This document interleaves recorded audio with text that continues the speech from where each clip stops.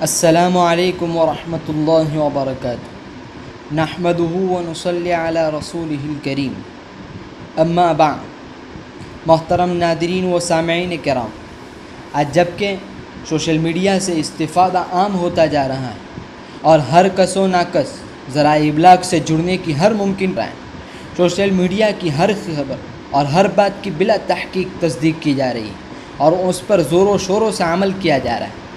جبکہ بہت سی مرتبہ ایسی روایات ذرائع ابلاغ پر شائع کی جا رہی ہیں اور نشر کی جا رہی ہیں جو روایات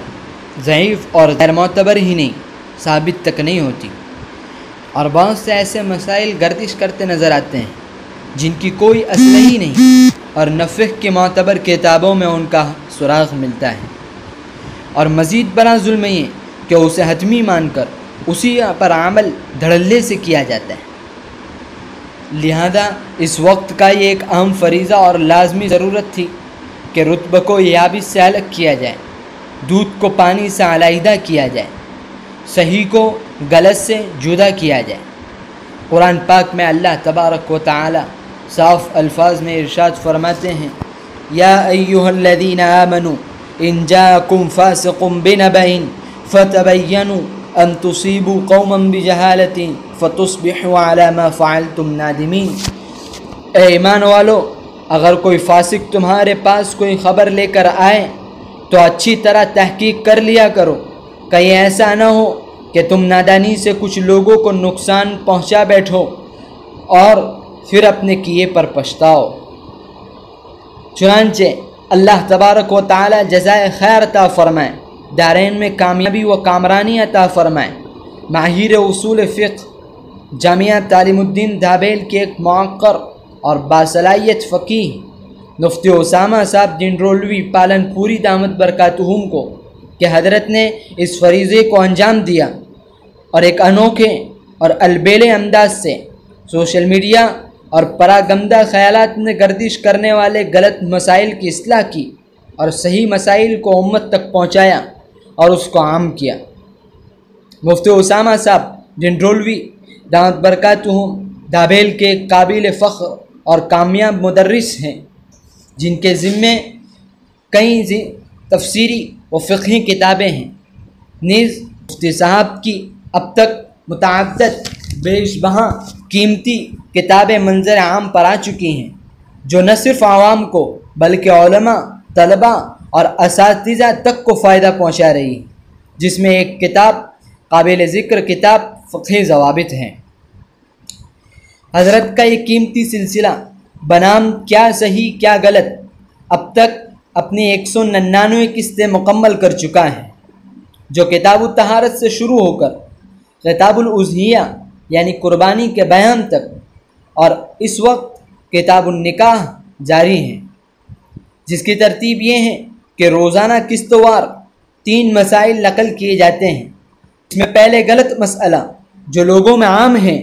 یا جس پر بغیر تحقیق کے عمل کیا جا رہا ہے اس سے نقل کیا جاتا ہے، پھر اس کی اصلاح کر کے صحیح مسئلہ نقل کیا جاتا ہے، پھر فقہ حنفی کی معتبر کتابوں سے عربی عبارت نقل کی جاتی ہے اور اس کا حوالہ نقل کیا جاتا ہے۔ یہ مضمون اردو میں شائع ہوتا ہے اور گجراتی میں اس کا ترجمہ کیا جاتا ہے۔ ضرورت اس بات کی تھی کہ یہ بیش بہا قیمتی سلسلہ ان لوگوں تک پہنچایا جائے جو نہ اردو جانتے ہیں نہ گجراتی سے واقف ہیں۔ لہذا بندہ اسید ربیع احمد آباد نے حضرت مفتی اسامہ صاحب سے مشورہ کیا، جس میں یہ بات طے پائی کہ آڈیو کی شکل میں اس کو ان لوگوں تک پہنچایا جائے جو نہ اردو سے واقف ہیں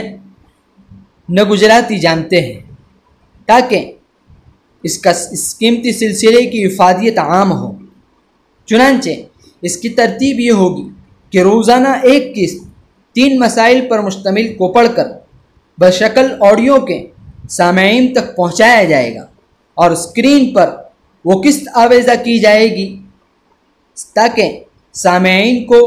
سننے میں آسانی ہو۔ لہذا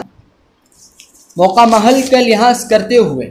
قربانی کے بیان سے آغاز کریں گے اور روزانہ قسط وار ایک قسط شائع کی جائے گی انشاءاللہ تعالی۔